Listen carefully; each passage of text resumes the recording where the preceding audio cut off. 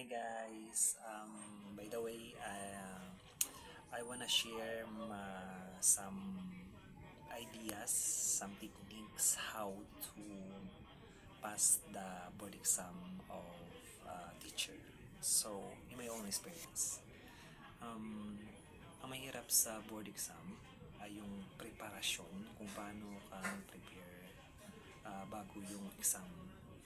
So, I just wanna recommend sa inyo para sa Prof. Ed and General Education, Sir Melvin Borracho.